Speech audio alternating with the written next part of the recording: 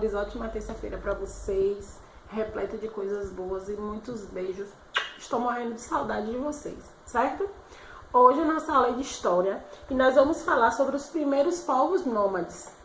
Nós já falamos sobre o campo e a cidade, nós já falamos sobre o sedentarismo, que é quando o homem passou a se fixar num local e praticar agricultura e criação de animais naquele local. Isso foi o assunto sedentarismo. E agora nós vamos falar sobre o homem nômade.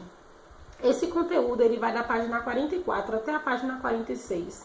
E a gente vai entender um pouquinho o que era essa característica do homem pré-histórico, né? O que é diferente do sedentarismo, o homem nômade, ele não se fixava num local, ele migrava de um local para o outro.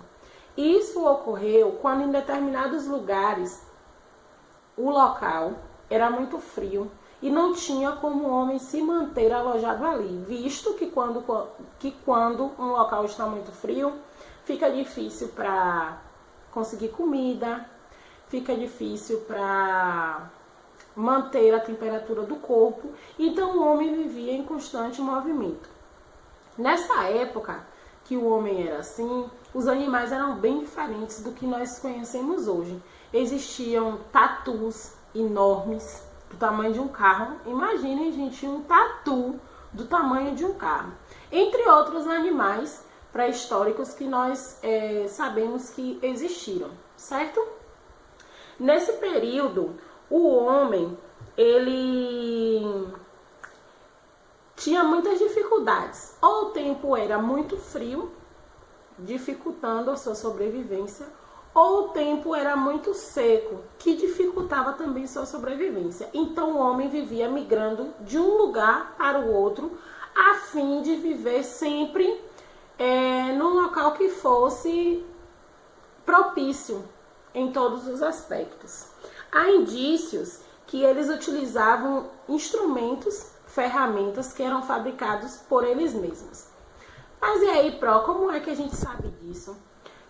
Nós contamos com alguns fósseis e com alguns desenhos que nós podemos encontrar hoje em sítios arqueológicos, né? Nós já estudamos sobre isso, se não me engano, que o homem antigo, ele desenhava nas pedras o dia a dia dele.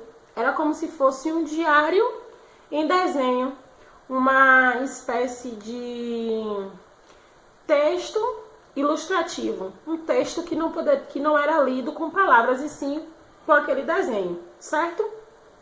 E aí, através desses desenhos, o homem representava como era o dia a dia deles, como era a caça, como era que eles faziam para se aquecer, como eles faziam para se proteger desses animais.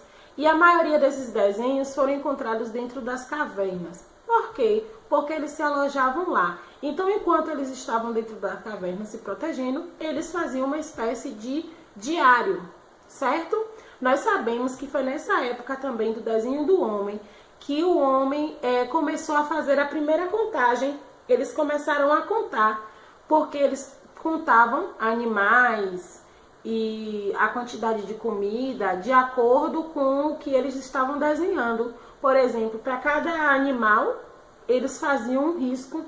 E aí foi que surgiu a contagem, certo?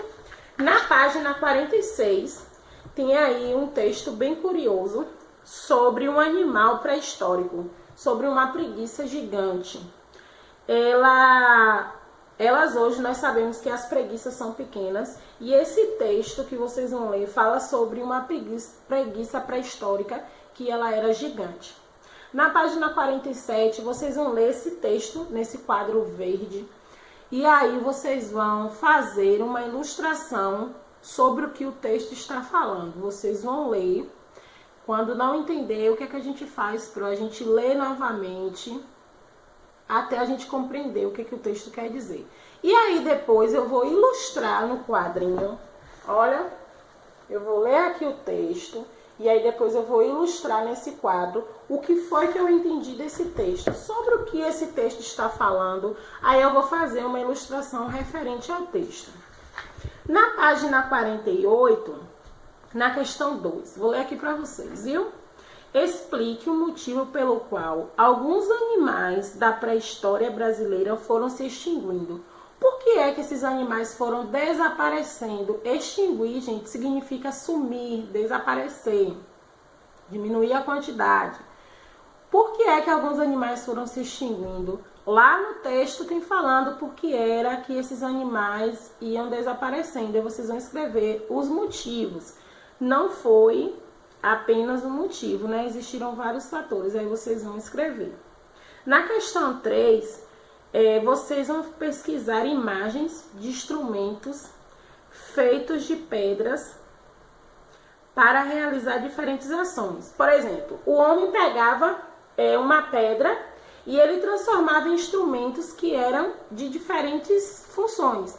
Eles faziam um instrumento para cortar, um instrumento para rasgar, um instrumento para prender o animal, e esses instrumentos eram feitos de pedra. Aí vocês vão pesquisar quais foram esses instrumentos, certo? Vai pesquisar quais foram. E assim, pesquisem como forma de acrescentar no conhecimento de vocês, já que nós não vamos estar na escola para expor no mural.